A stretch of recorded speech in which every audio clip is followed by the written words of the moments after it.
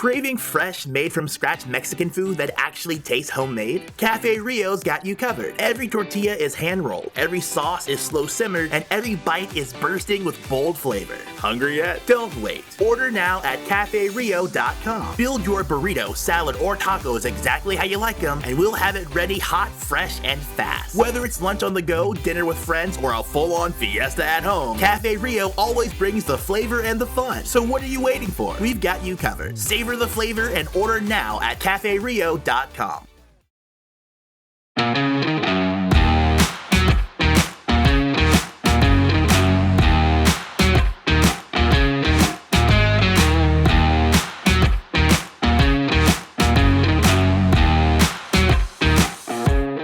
You're listening to the Utah Checkdown Podcast. And now your host, Josh Furlong.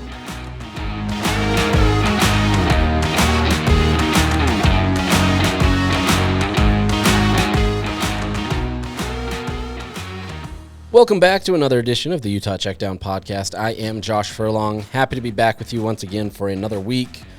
Obviously a little bit more somber for Utah fans after Saturday's performance by the Utes.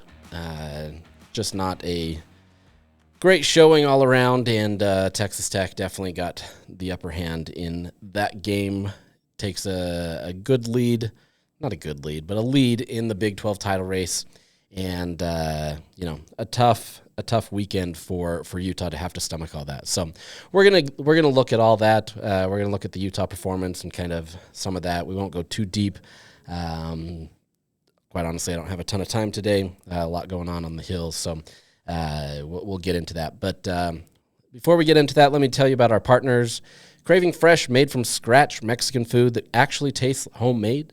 Cafe Rio's got you covered. Every tortilla is hand-rolled, every sauce is slow-simmered, and every bite is bursting with bold flavor. Hungry yet?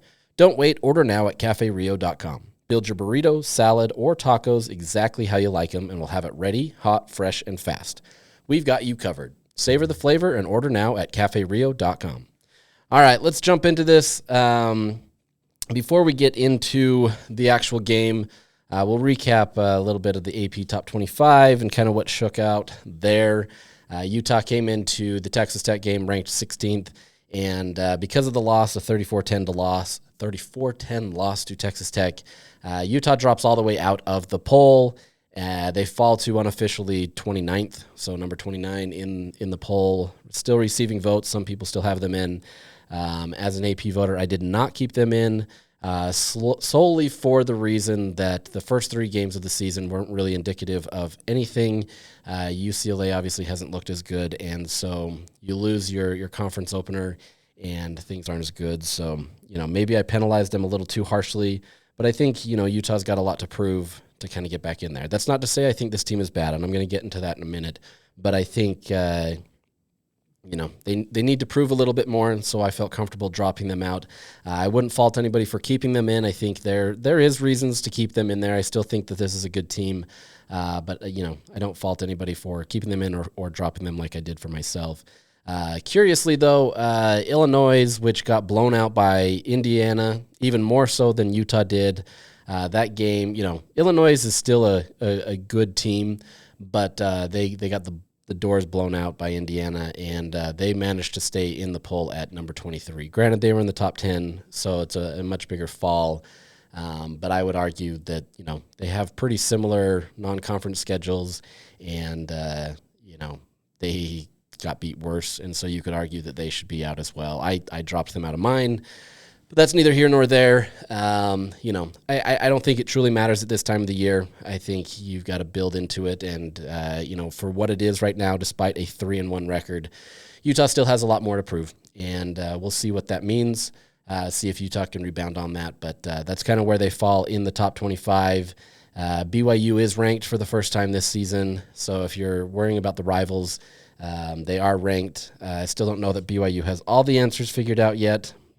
East Carolina put up a good fight in the first half, but then it just didn't work out in the second half. And so, two teams that are at the very least on the bubble / inside the top 25, and, good competition in the state, but there's still a lot to be known about both of these programs, and looking forward to see it. So there's that.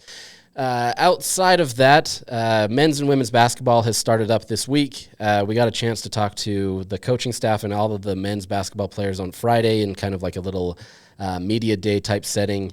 Women's basketball, we got to talk to them this afternoon to be able to kind of jumpstart some of that, and then we'll get the men here shortly after I get off of this podcast again before we go to football. So it's an all-day affair for Utah athletics, but basketball is going to be ramping up here soon. I'm not going to talk about basketball today, just more mentioning that schedules are coming out. The women's schedule just dropped before I started this podcast, so there's a chance that you may have seen it. But, this is a team that I think not many people are going to expect a lot, but I think they've got a lot of pride in what they do, and really curious to see how that goes. After Utah's bye week, there's a chance that we maybe dive into this a little bit more, but we're going to maintain kind of the football trajectory of this right now, and sprinkle in some of the basketball stuff or other stuff as needed. But right now, just letting you know it's all ramping up. You may start seeing some stuff, some articles written, that kind of stuff. But for the most part, we're going to stick to football. So let's just jump right in. No other way to do it than just to say Utah got beat in all facets of the game, right? There really wasn't a facet of the game where Utah wasn't outdone.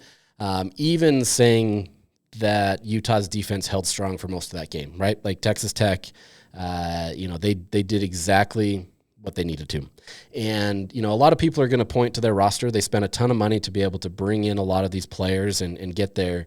But that's kind of where it stops, in my opinion, right? Like you can come in there and you can say, oh, these guys are all paid, but it still takes a good coach to be able to get in there and get them to play up to their potential, get them to not play up to this viewpoint that it's all about the money, right? It's really easy to go in there and say it's about the money, you collect your paycheck, and just sit on the sidelines. But right now, and there's going to be more adversity faced for Texas Tech, right? Like this isn't just one game that's going to foretell the entire season. It may. This may be the team to beat in the conference, but one game isn't going to determine that. But you saw a collective effort from a team that just knew who they were, right? Especially defensively. This defensive effort was so much better. Utah had their chances on offense and did better than I think. I would say the offensive line did a little bit better than many people are giving them credit for. With that said, it was just not the performance that Utah was hoping for. And there was things that were missed all around, and it just didn't live up to the expectations. And Utah lost, right? No other way to put it. You can point to the 73-yard passing play at the beginning of the game where people were upset about it being a pick play. It's not fully a pick play. And also, yes, the defender got pushed into the ref, and that kind of hurt things. You can call for the block in the back down the field, and, I wouldn't blame anybody if they called it, but I also don't know that I would either. It's one of those tough ones. You're also watching the ball, and not all the refs are watching every little aspect of that. And I know that's, not supposed to be their job. They're supposed to be watching all around, but, that's kind of the nature of it sometimes. At the end of the day, the thing that hurt Utah there wasn't the missed calls, right? And you can point them out and you can say that they're there, and maybe they are, and you've got some validity there to it. The biggest issue there was missed tackles, and that was a constant theme. Utah had 24 missed tackles in the game, just not the effort that you want to see, right? And part of that is Texas Tech being good, right? Like this isn't just like, oh, Utah sucks, they're this terrible team. It's partially, and a lot of it is Texas Tech is good, and they've got a good plan, and they were hitting on all cylinders, and everything went well for that Texas Tech team. So it's not all fully, on Utah's inefficiency to tackle. Granted, that has been kind of a constant theme a little bit this year, and so you could probably point it to that a little bit more.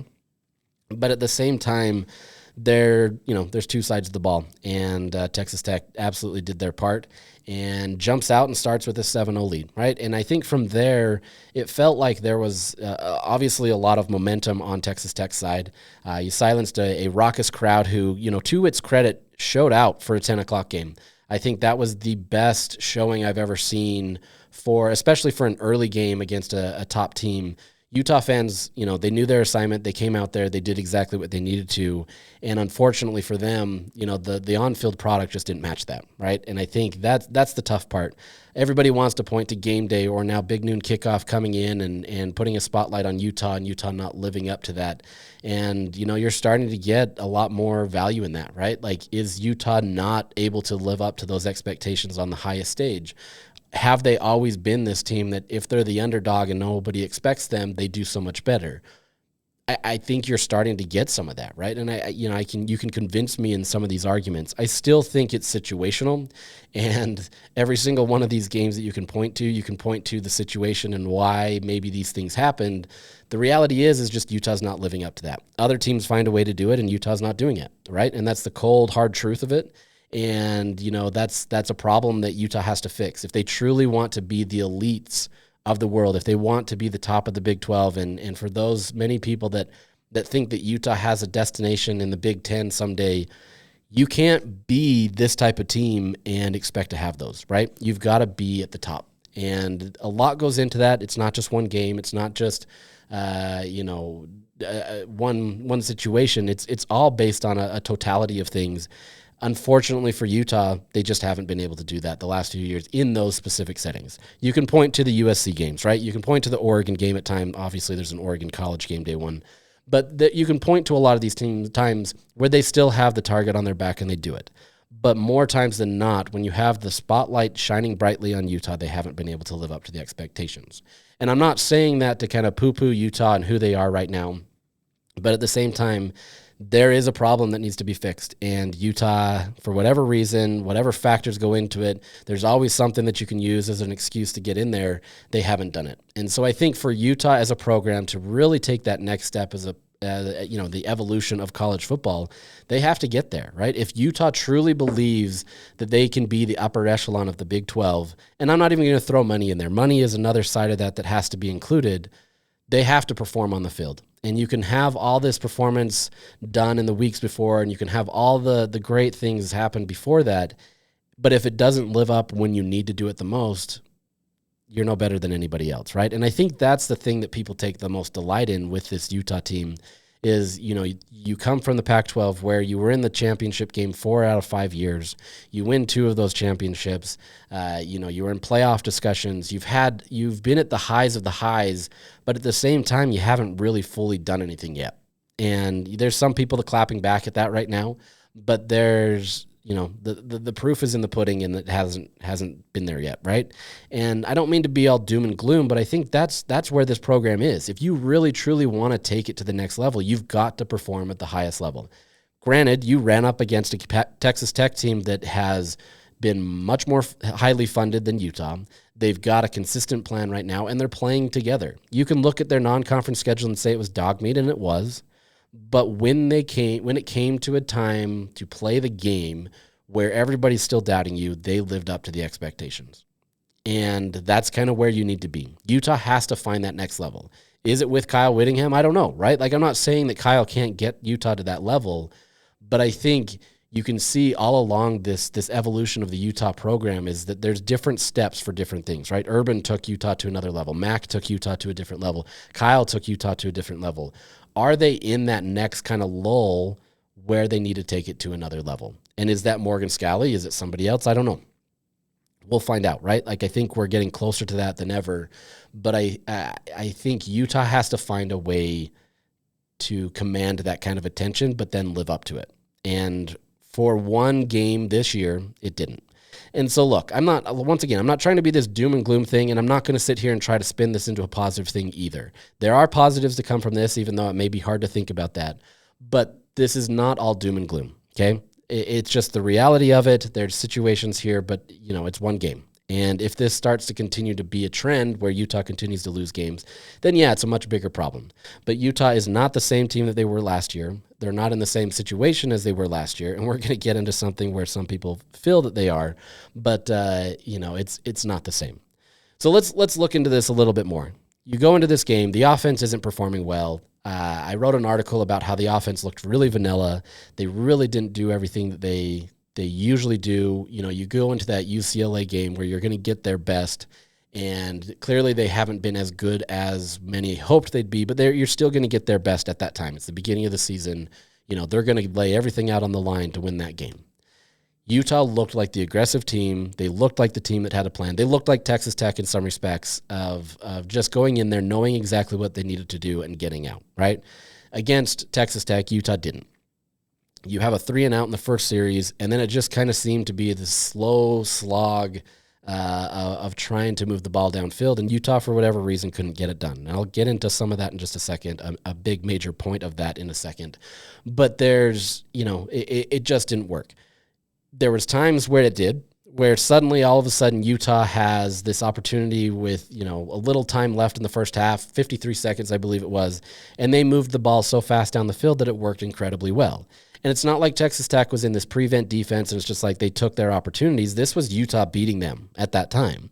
And then the rest of the game, there really wasn't some of that. There was I'll say blown calls, but there was times where, Utah goes for it on fourth down in their own territory. They don't get it. Now, granted, that should have been reviewed. Everybody in the stadium saw on the play that it looked like he got the first down. Regardless, the refs didn't think so. Kyle asked to challenge it or was about to challenge it. The refs said that they'd already kind of confirmed it up there, so there's no point to challenge it. Regardless, okay, you've got that. You then also have, all these other situations where Utah gets the ball into Texas Tech territory, and then they decide to punt, and the punt goes like 27 yards. At that point, you should have had a better chance of just going for it, right? There's things like that where the play calling was left much to be desired, right? There wasn't a lot there. There wasn't the same aggressiveness that we've seen from Utah this year where they went in there hoping to win the game. Instead, it felt like Utah was just trying to maintain, trying to be conservative, trying to be vanilla, trying to make sure that they can do whatever they could to not get beat. And the problem with playing that way is you do get beat. And look, you can point to the 2 fumbles, right? You get those 2 fumbles, and there's a lot more positive momentum for Utah. They were getting first downs. They were having these moments. And so there's little sporadic parts inside the game where if you look at it, things could change, right? There's also the touchdown throw that Devon Dampier made to Jackson Benny, and a phenomenal pass, right? For everybody that says that he can't throw, he can, right? This is something that he can do. He hasn't connected as well as he needs to. And he connects with Jackson Benny. The only problem is you had a guy 8 yards down the field for an ineligible receiver downfield. And that didn't work. They called the play back. But you look at that and, how does that change your game? How does that change the situation if that went your way? Suddenly you're looking at a 7-7 game. There's a lot more optimism that Utah can maybe do something. Maybe that puts a little, zip in the step of the offensive players, and they feel like, hey, you know what, we've got this, we're okay. I don't know what goes into the mentality there, but I think it changes things. You don't turn them over, you don't do those things, and everything's better. Devon Dampier had a bad interception where he just kind of played 500, threw it up, and hoped somebody would catch it after evading tacklers. It happens, right? That was not a good one, and he would love to have that back. But there's a lot of these things that are missteps along the way.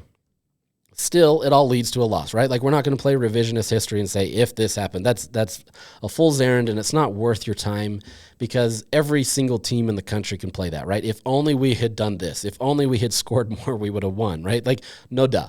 Like, that's just the situation it is. And you can look at the score and say it was 34-10, but if you really watch the game, it really wasn't that. Well, the reality is it is. You lost 34-10. Right? There's no ifs, ands, or buts about it, and you have to realize that you lost by that much. But with that said, it's also not the end of the world either.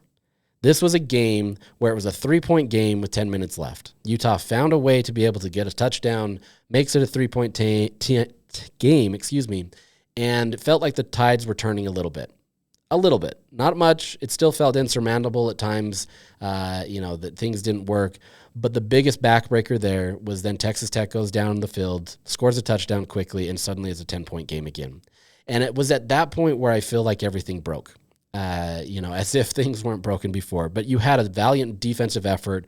They put up a ton of pressure on Texas Tech, made some phenomenal plays. Jackson Benny literally rips the ball out of a receiver's hands in the end zone to be able to stop a touchdown. There were plays made that allowed Utah to win this game. Obviously, the offense had to perform. They didn't perform. And, it's frustrating. But I think it was in that moment where things kind of changed. And granted, backup quarterback Will Hammond presented a major problem for Utah. All week they were prepping for a statue in the backfield, right? A guy that basically sits in the pocket, and as long as you can put pressure on him, he's not going to really beat you. There was a few slip outs where he scrambled and picked up a few yards, but by and large, you put pressure on him, you keep him in the pocket, and Utah could handle it, right? They did well in their coverage for the most part. They didn't get beat as much as many people thought they were. There were still some times, but every team's going to take that, especially better competition. But by and large, they did their job against a Texas Tech offense that was supposed to move the ball a little bit better. And, they can look back at if Benny hadn't grabbed it, this would have been an even bigger game or stuff like that. There's always something you can point to, right? But then in the second half, when Baron Morton goes out with an injury, he gets rocked and leaves the game. The backup quarterback presented a much different problem. And the backup quarterback is the most favorite player on the team simply because he's the one that you're not going to scheme against. And if you haven't seen it and he's a completely different player, it makes it so much harder for a defense. And I've seen, I don't get it. I've seen the tweets out there, well, Utah should have prepared better for the backup. Nobody is preparing for that. Like, quite honestly, nobody is preparing for that unless you feel like you have to prepare for that. Everybody is putting all of their time and attention into Baron Morton, right? There's no reason not to. If you're not doing that, you're not doing your job. And then we'd sit here and complain about, why didn't they focus on him more? Well, they were focused on the backup QB. Well, you had no guarantee that he was going to play. That's not the way that you handle it. You focus on the starting quarterback. You have your game plan.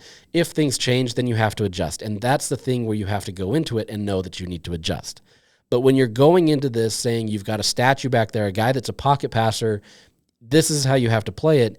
It changed the game when you had a guy that had a lot more mobility. The things that they use, the things, their packages that they have on the defensive side of the ball, those don't work the same. And so Texas Tech had all the advantage in the world to be able to scheme it differently when you put in a new quarterback there. Obviously, he still had to perform, right? And taking nothing away from him because he performed lights out, did incredibly well. Some people are looking at it as maybe a QB controversy for Texas Tech. Why do they have this guy back there when, he's better? I contend that backups always get that kind of love because teams aren't scheming for it, and so they look really good. And then once you start scheming for them, it changes. But this is the situation where Utah's in, right? Like you're preparing for one thing and you get another. And that's a really tough thing to suddenly change. You're already gassed from being on the field a ton, fighting this uphill battle with the position battle where, it felt like Texas Tech was always at least at midfield and Utah was always inside the 10-yard line. It just never was going to go your way. And so by the end, when you have a different quarterback that makes it a little bit more difficult, it's just tough. And Kyle Whittingham at the end of the game said, they've got to be able to be tough the entire game, not just 3.5 quarters. And he's not wrong. But at the same time, I don't blame the defense for that performance, right? I don't blame them for that. And I get that they do. They're going to blame themselves. They're going to put that on their backs that, we heard this time and time again last year that if the offense scores 10 points, we've got to hold them to 9. And I agree with that, but at the same time, that's not entirely fair. Utah needed to be more aggressive on offense and be able to do things to be more effective and to be able to get there. With that said, there's some standouts on this defensive side. John Henry Daly continues to dominate and continues to be a great asset for Utah.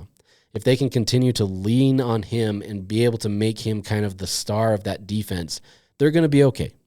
Most teams aren't going to be like this, right? Texas Tech is loaded up. They've done a really good job. Some are going to have better offenses than Texas Tech. But at the same time, if you can do what you need to with John Henry Daly, I think you're going to be okay. Jackson Benny also is a star that's emerging on the defensive side of the ball. The guy has been a great asset. He gets beat at times, right? There's still things that he has to learn as he's kind of acclimating to being a full-time player. But you're finding him just have an instinct to get the ball. That interception in the end zone was probably the most heads-up play and most phenomenal play that you can see from a guy like that. He just has a knack for the ball and lives up to the entire time or the entire mantra that they have there of ball hawks, right? He just does exactly what he needs to. You also saw on the offensive side of the ball what kind of a threat he can be if you can get him the ball. The problem is you need to get him the ball more. So we'll see. Kudos to Nate Ritchie also, though, because there was a lot of talk going into this game that, the time has passed him by. He's not the great player that he used to be. He's missing a ton of tackles. And I would say that he had a standout performance and did really well. If I remember right, he led the team in tackles. I don't have that stat right there in front of me. But, had a much better day than I think many people were expecting. So don't want to get too deep in that, but I think he did really well to be able to make it work. So, by and large, this defense did their job. It's a 3-point game. Obviously, things kind of spiraled from there with a different quarterback, and things are tough. But there's not much you can do. It's 1 week. It's one game. It's not like this changes the entire nature of this team. Utah absolutely still has everything on the table. The real question is, how do you bounce back from this? Do you drop your heads, go into a difficult West Virginia environment where you're traveling to the East Coast and let one game become two? That's where it becomes a problem. But Kyle Whittingham said he didn't think that is the mentality of his team right now. There were some similar things last year. Also, last year was a little bit more difficult with much more injuries, a little bit more chaos in the room. This team, at least it seems like they're going to be okay. But we'll see. If this leads to a 2-loss week and you lose to West Virginia, then we've got a lot to talk about. But I would say as it stands right now, it's not the end of the world. You lost to a good team. It's not like you lost to the bottom feeders of the Big 12 or you lost to a G5 team or whatever that may have you. This is a good team, and they're expected to be in the Big 12 title game.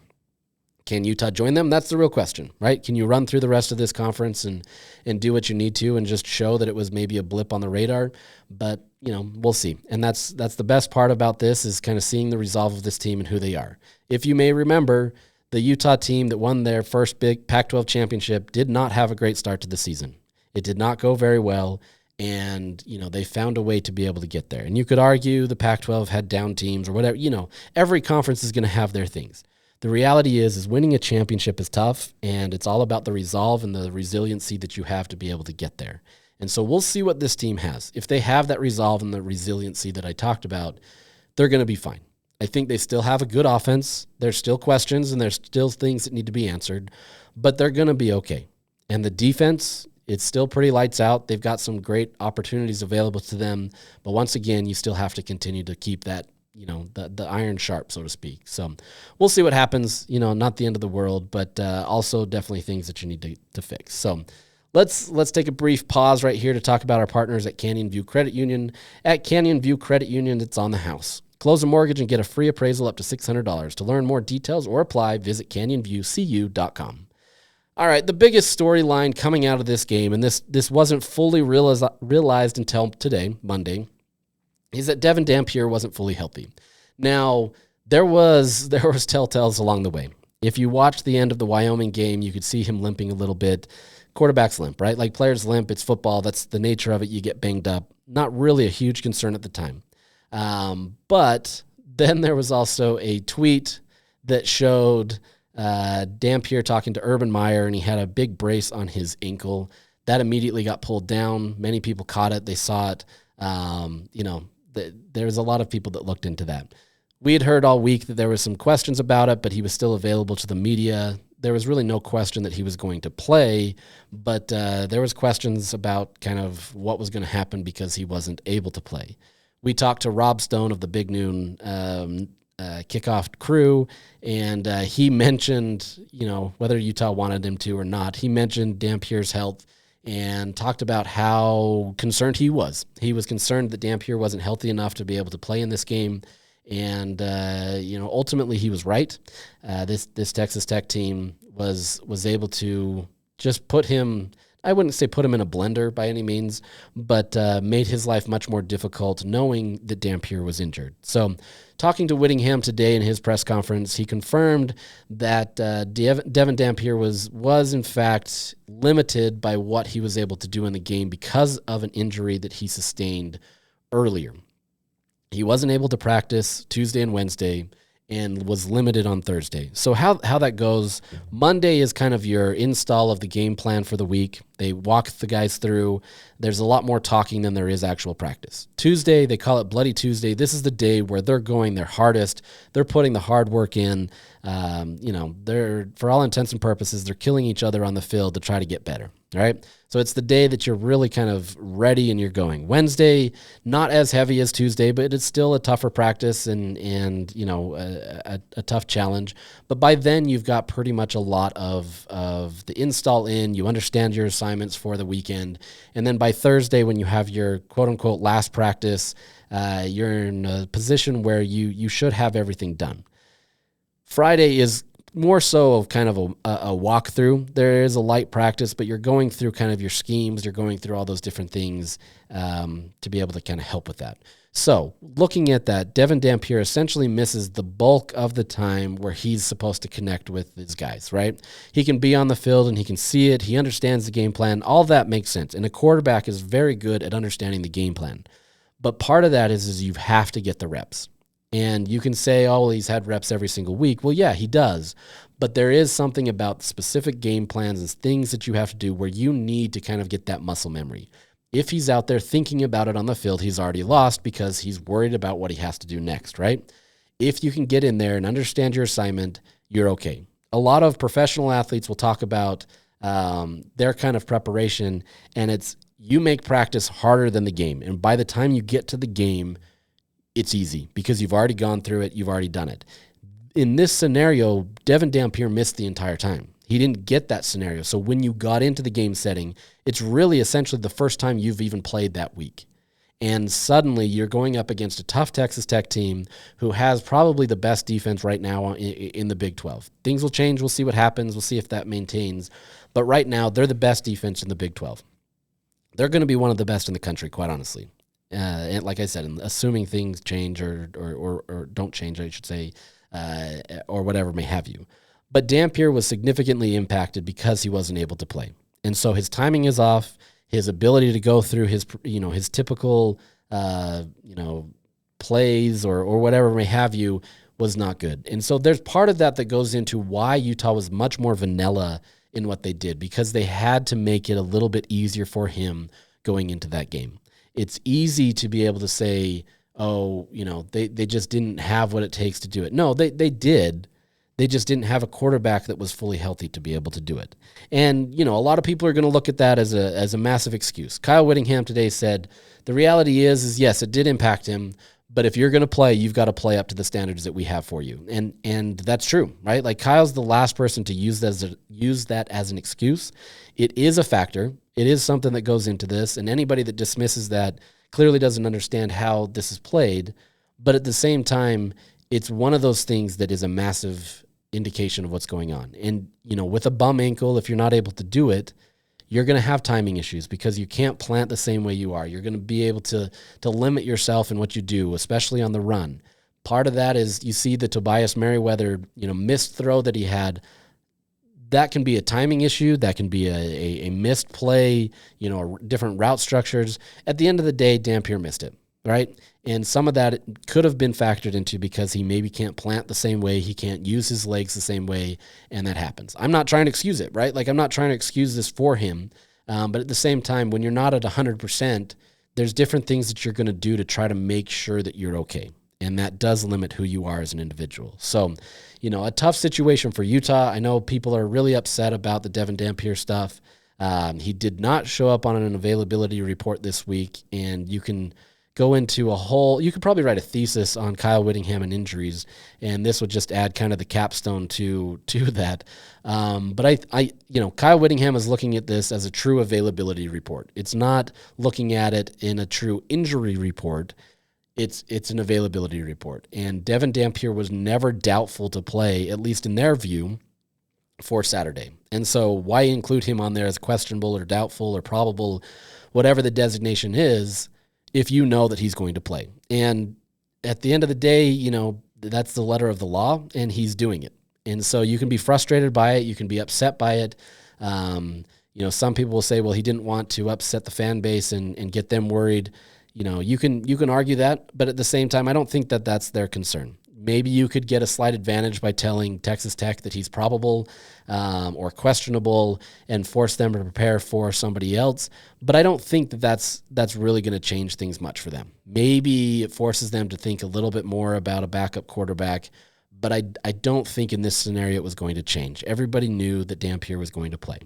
Now, when asked if this is a long-term injury, Kyle Whittingham said, "We hope not, but it doesn't appear to be that way." That's not verbatim, though. "We hope not" is verbatim, but the rest of that is not verbatim. But he believes that it's not supposed to be. They don't discuss injuries, he said, except they did discuss injuries. It's just kind of his hard, fast rule. We don't discuss injuries unless we do. And so, we'll see. We'll see what happens with him. But he said that he's in a much better place this Monday than he was last Monday. So you have to like their chances. You have to like where it's at. Some of that could be spin by Whittingham to make it seem like they're not in a world of hurt. But if he is better, which, you have to hope that he is, then I think Utah's in an okay position, because you go into West Virginia, assuming that he doesn't get it injured more, and then you get a bye week to be able to heal more. And it's not like, ankle injuries can be really tough, right? So I don't want to say it's not like it's something that won't heal, but it's one of those that it's just more rest. And so if he can get some rest and he can get what he needs to be able to get ready for the second half of the season, I think he's going to be okay. But this Saturday, there is going to be some questions as to what happens there. So, the hope there with Utah being a 12-point favorite is that they jump out, get a big lead, and you can save him for later. You go put a backup quarterback in there and kind of move that situation. But, we'll see. The Devon Dampier thing, I know there's a lot of people that are, have seen the Cam Rising drama. We're back in the trenches of injury watch and kind of what that means. It's been a war front, and it's been tough. And I don't blame any fan for being frustrated that they're in this situation, right? I don't think that this is because he's a running quarterback. It's just the nature of football. And anybody thinks that Utah is drastically different is clearly not watching other programs. There's many programs. Syracuse just lost their starting quarterback. There's many other programs that have lost their quarterback. The NFL is losing quarterbacks left and right. Players get injured. The nature of it is a contact sport. It's a tough sport. Players are going to get injured. Are there things Utah could do better? Probably. But at the end of the day, it's still a similar situation for any program in the country. And so Utah is going to be right there with them, and you just have to hope that Dampier can be healthy. With that said, if you're a backup quarterback, whether you're Isaac Wilson or Bird Ficklin, be ready, right? Like, you've got to make sure that you're ready to take those moments. You're watching even more film than you maybe were in the past. You're getting your body ready to be able to be there in case something happens, because Utah can't afford to take another step back if they don't have a quarterback that's ready. And, most programs around the country aren't going to have a backup quarterback that's suddenly going to keep things at the same level, right? They might for a week or two, but once you start scheming against them and once you start putting things on tape, it becomes much harder. So we'll see. But as of now, there's not much to worry about with the Devon Dampier injury, but I don't fault you for feeling frustrated or concerned if that was the situation. So I get it. I really do. Outside of that, just a few other points. Has Utah should Utah move past its running back by committee situation? Jason Beck obviously loves to be able to utilize a bunch of different rushers, whatever you wanted to say here. He's trying to create, that panic in the defense, trying to figure out where they need to go. But has it come time for Utah to just isolate and go to one star? Is that Wayshawn Parker's and Kerry Rogers? Rogers has had some success in short down situations, but I think you're starting to see Wayshawn Parker need the ball more. I think you're seeing a guy that deserves to have that.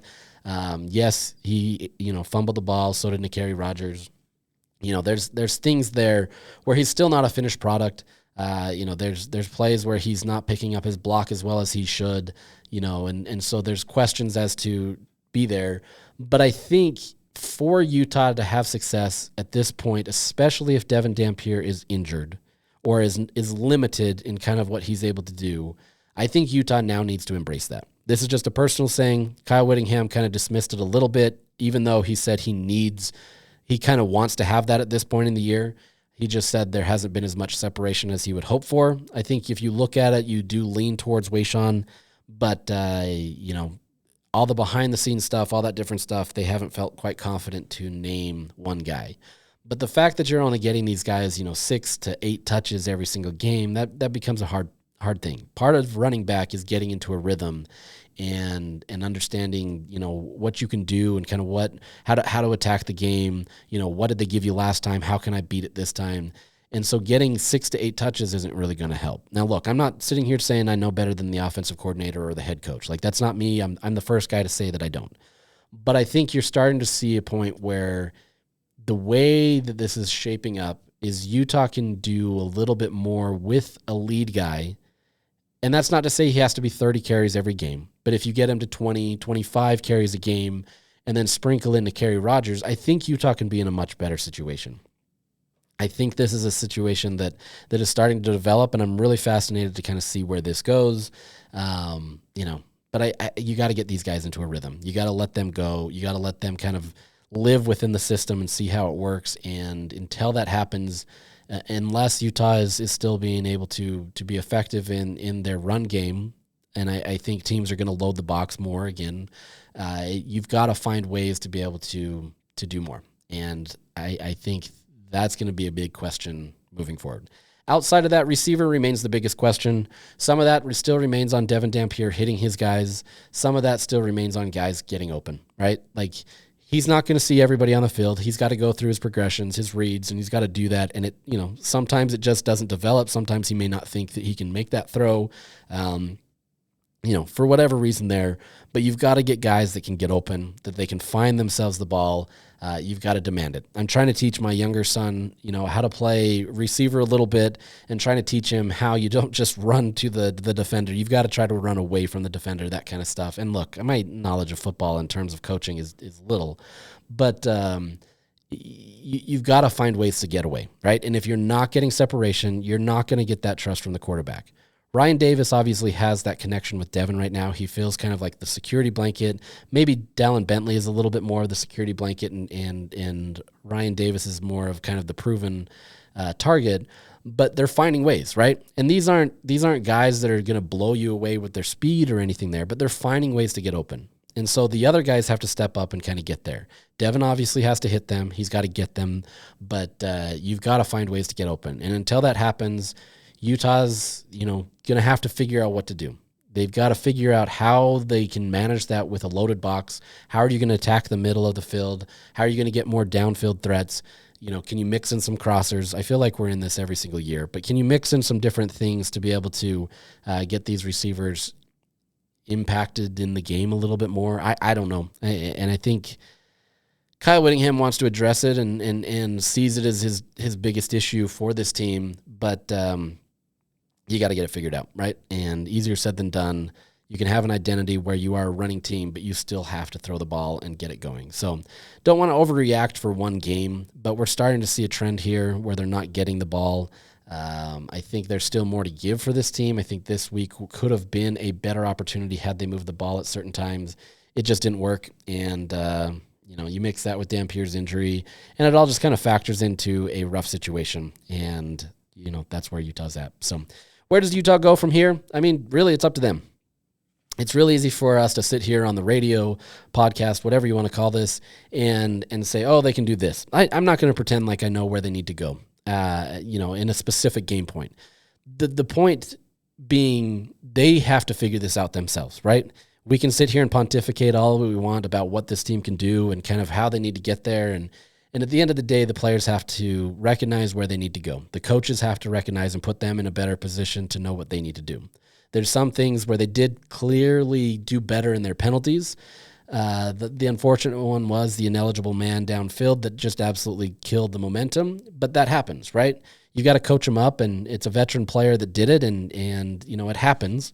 But you've got to find ways to be able to continue to get the edge, try to get these guys engaged to move forward. And at the end of the day, where Utah goes is going to be determined on the coaching staff and the team. What kind of mindset are they going to have? Are they going to continue to hang their head, or are they going to come in there and are they going to be what they need to be? We'll see. This West Virginia game, I don't know that I'd call it the most pivotal game on the schedule, but I think to this point in the season, it's going to have to be. I think Utah fans hoped that you'd have a 4-0 record coming out of the Texas Tech game, but you don't. And you're going to take losses. Very few teams go undefeated in a year, But, it's all about the resolve and how you handle it. Are you going to let one loss spiral into 2 and then into 3 and whatever that may be? I would say that this week more than anything is the most pivotal point because you're going into a bye week. You've got to get that good mojo. You lose this week, and now you let that sit for 2 weeks. And that doesn't sit well with anybody, but you start kind of creeping in. That doubt keeps kind of creeping in, saying, are we good enough? Can we do it? And then it starts spiraling into another one. And then you go into a rivalry game. And then you go into it just keeps spiraling. And so for the sake of consistency and knowing who this team is, they have to be able to win this game this week, or there's going to be conversations about, is this team similar to last year? Do they have what it takes? Does Kyle Whittingham has what it takes to win in this era? Those questions are all valid and all important. And, you don't want to put too much pressure on one game, but I think that's kind of where Utah is right now. This is kind of the inflection point for the season. If you can go out there and show that you can still be a dominant team on offense, and yes, look, nobody's going to look at West Virginia and say, oh, man, Utah did this. We get that. But if you can go in there and kind of establish your own game plan and dictate the tone of the game, things are going to turn for you, right? You're going to have a better situation and things are going to be better long-term because you start believing in yourself again. Especially with a week off, you get that opportunity to heal, you get that opportunity to move forward, and you'll be okay. But it's really up to these guys. They have to do it. We can talk about it. We can say what they need to do, but at the end of the day, they have to do it. So we'll see what happens. A lot to figure out, but it never stops. Teams do this all the time, and they're going to have to figure it out. So we'll see what Utah's all about, and we'll preview West Virginia this week. It's been a little bit of up and down season for them already, and we'll see what happens. Get a travel to the East Coast and see what Utah can do against a Rich Rod team again. But with that, we're going to sign out today, and hope you have a good week, and we'll get back to you a little bit later this week. Have a good one.